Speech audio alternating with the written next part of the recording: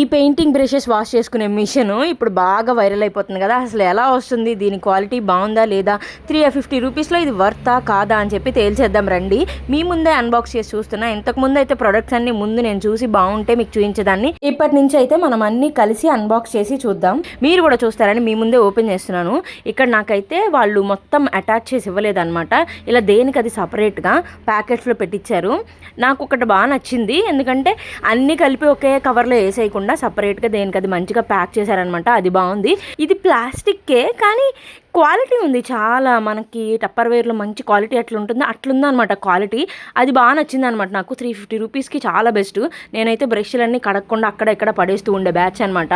So ఇక్కడైతే ఒక container ఇచ్చారు కదా, దానిలో వాటర్ నింపుకొని దానికి ఫిక్స్ చేసేస్తే బటన్ నొక్కి ఆ వాటర్ దీనిలోకి వస్తుంది అనమాట. ఎప్పుడైతే మళ్ళీ బటన్ నొక్కుతామో మనకి ఆ వాటర్ లోపలికి వెళ్ళిపోతుంది. బ్రషెస్ అయితే బాగా క్లీన్ అవుతున్నాయి, యూస్ఫుల్లే. మీరు కూడా తీసుకోండి, పైన ట్యాగ్ చేస్తా, లేదంటే లింక్స్ అని కామెంట్ చేసేయండి, డైరెక్ట్గా లింక్స్ మెయిన్ బాక్స్కి వచ్చేస్తాయి.